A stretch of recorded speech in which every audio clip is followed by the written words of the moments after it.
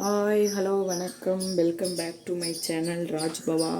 வாங்க இன்றைக்கி நம்ம வந்து எண்ணெய் கத்திரிக்காய் குழம்பு பார்க்கலாம், சரிங்களா? அதுக்கு தேவையான பொருள் வந்து எண்ணெய் கத்திரிக்காய்க்கு கத்திரிக்காயை வெறுமனை வெட்டி போடக்கூடாதுன்னு தண்ணியில் போட்டிருக்கேன். வெறுமனை வெட்டி போட்டோம்னா கருத்துரும், அதனால் தண்ணியில் வெட்டி போட்டிருக்கேன். கத்திரிக்காய் மெயினான இது சப்ஜெக்ட் அதில் என்னென்னா கத்திரிக்காய் தான். அப்புறம் புளி கொஞ்சமாக ஊற வச்சுருக்கேன் பாருங்கள். தக்காளி கிரைண்ட் பண்ணி வச்சுருக்கேன். கொஞ்சமாக சின்ன வெங்காயம் வச்சுருக்கேன். அப்புறம் தேங்காய் வச்சுருக்கேன். பட் ஆனால் அதை அரைக்கும்போது காட்டுறேன், சரிங்களா? இவ்வளோ தான், ரொம்ப சிம்பிள். என்னென்னா கத்திரிக்காய், சின்ன வெங்காயம், கொஞ்சம் புளி, ஒரு தக்காளி, கொஞ்சம் தேங்காய், அவ்வளோதான். பார்த்துக்கோங்க, வாங்க பார்க்கலாம் எப்படி பண்ணலான்னு பார்க்கலாம். நான் வந்து இதுக்கு வந்து எண்ணெய் கத்திரிக்காய்க்கு எப்போதுமே நான் நல்லெண்ணெய் தான் விடுவேன், மற்ற எண்ணெய்கள் விட மாட்டேன், நல்லெண்ணெய் தான் விடுவேன். கொஞ்சம் எண்ணெய் கத்திரிக்காய் எண்ணெவே கொஞ்சம் எண்ணெய் மிதக்க இருக்கணுங்க. ஸோ அதனால் எண்ணெயை ஜாஸ்தியாக தான் விடணும், இல்லைன்னா நல்லா இருக்காது, சரிங்களா? ஃபஸ்ட்டு நம்ம என்ன செய்கிறோன்னா கத்திரிக்காய் தான் போடணும். அதுக்கப்புறம் தான் வெங்காயம், கடுகு போடணும். சரி,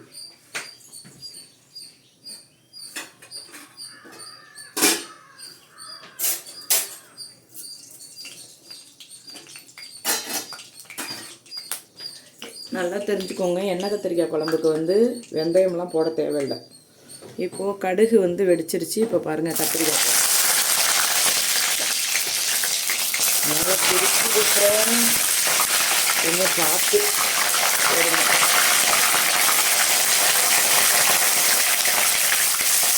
இப்போ இனிமேல் தான் வெங்காயம் போடணும். ஃபஸ்ட்டே வெங்காயம் போட்டோம்னா ரொம்ப கருகிடும்.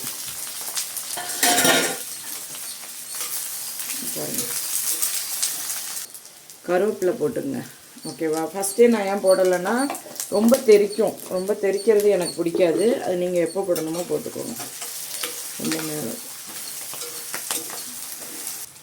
பாருங்கப்பா, இங்கே பாருங்கள், கலர் மாறி இருக்குது பாருங்கள். கத்திரிக்காய் நம்ம போட்டது ஒரு மாதிரி கலர் மாறி இருக்குது. வெங்காயமும் பாருங்கள், ஓகேங்களா? கத்திரிக்காயோட கலர் நல்லா மாறி வந்துருச்சா? கத்திரிக்காய் வந்து இந்த எண்ணெயிலே வேகணும். இந்த எண்ணெயிலே வெந்தால் மட்டும்தான் அதுக்கு பேர் எண்ணெய் கத்திரிக்காய். அதை விட்டுட்டு அப்படியே சும்மா குழம்பு வச்சுட்டு அதில் கத்திரிக்காய் போடுறதுக்கு பேர் எண்ணெய் கத்திரிக்காய் கிடையாது, சரிங்களா? இதுக்கு பேர் தான் எண்ணெய் கத்திரிக்காய். நல்லா வேகட்டும் தான் போட்டிருக்கேன் பாருங்கள். அப்படியே இப்போ பாருங்கள், நல்லா வெந்துருச்சு, தெரியுதா உங்களுக்கும்? கத்திரிக்காயும் நல்லா வெந்துருச்சு. வெங்காயம் வந்து வடகம் கணக்காக மாறிடுச்சு பாருங்கள். இப்போது என்ன செய்யணும்னா, இப்போ வந்து மஞ்சள் தூள் போடணும். பாருங்கள், மஞ்சள் தூள், ஓகேவா? தேவையான அளவு மஞ்சள் தூள்.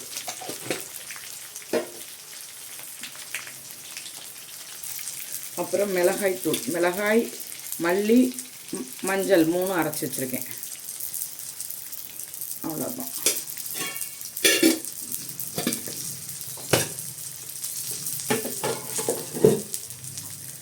பாருங்கள், சிம்மில் போட்டுக்கணும், ஏன்னா கரிஞ்சிட்டுனா நல்லாவே இருக்காது, பார்த்துக்கோங்க.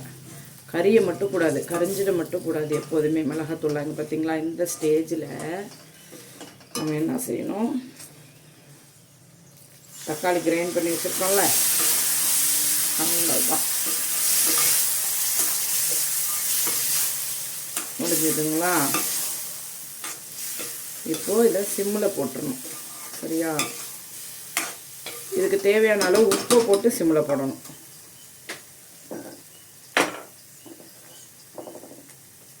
இந்த குழம்புக்கு தேவையான அளவு உப்பு.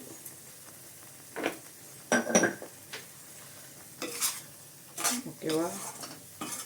முடிஞ்சுதா? இதுக்கு மேலே புளித்தண்ணி, ஓகேங்களா? புளித்தண்ணி விடணும்.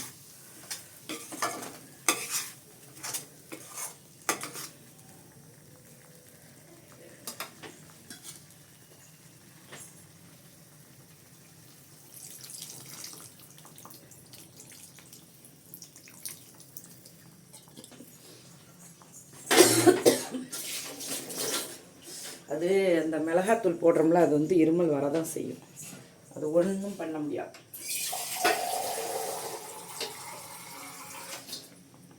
புளித்தண்ணி போட்டு இங்கே பாருங்கள், தேவையான அளவு கத்திரிக்காய் வேகிறதுக்கு தண்ணி. இப்போது தேங்காய் அரைச்சிட்டு வந்துடுவாங்க. மூடி போட வேண்டியதுதான், முடிஞ்சது.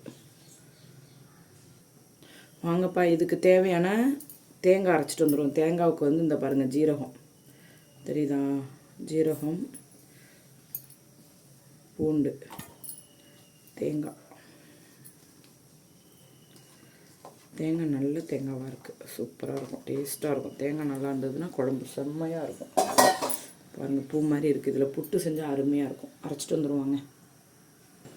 இப்போ பாருங்கள் ஃப்ரெண்ட்ஸ், உங்களுக்கு ஒரு டிப்ஸ் சொல்கிறேன். என்னென்னா, குழம்பு கொதிக்கிறதுக்கு முன்னாடி, குழம்பு தாளிக்கிறோம் அல்லவா, தாளித்த உடனே குழம்பு கொதிக்கிறதுக்கு முன்னாடி தேங்காவை போட்டோம்னா தேங்காய் வந்து நீத்து போயிடும், குழம்பும் நீத்து போயிடும், இந்த திக்னஸ் கொடுக்காது.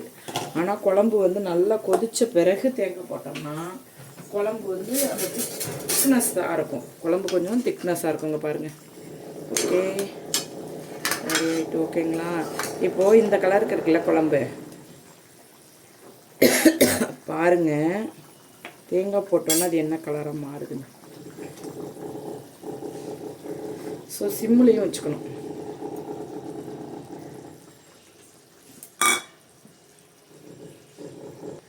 இப்போ பாருங்கள், அப்படியே கலர் சேஞ்ச் ஆகும். தேங்காய் போட்டாலே என்ன பொருளாக இருந்தாலும் சேஞ்ச் ஆகும் கலர். இங்கே பாருங்கள், பக்கத்தில் வீட்டு வேலை பார்த்துட்ருக்காங்க, ஒரே சவுண்டு, கொஞ்சம் அட்ஜஸ்ட் பண்ணிக்கோங்க ஃப்ரெண்ட்ஸ். ஓகே, பார்த்தீங்களா? இப்போ மூடி வச்சிட்டோம்னா அது இஷ்டத்துக்கு அது பாட்டுக்கே கொதிக்கட்டும். ஒரு 5 நிமிஷம் கழித்து வந்து பார்க்கலாம், சரிங்களா? இப்போது நான் 5 மினிட்ஸு சொன்னேன்ல ஃப்ரெண்ட்ஸ், ஆனால் 7 மினிட்ஸ் ஆயிடுச்சு.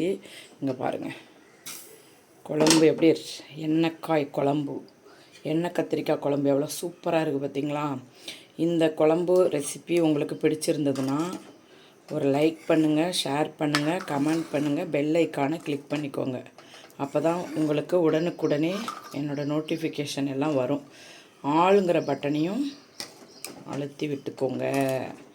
ஓகே, மீண்டும் வேறு ஒரு ரெசிபி கூட நம்ம சந்திப்போம். பாய். இங்கே பாருங்கள், இது ஓரம்லாம் இப்படி தான் தெரிச்சிருக்கும். அதை வச்சு நீங்கள் ஒரு முடிவு பண்ணிடக்கூடாது, தவறான முடிவு பண்ணிடக்கூடாது. ஓகே, பாய்.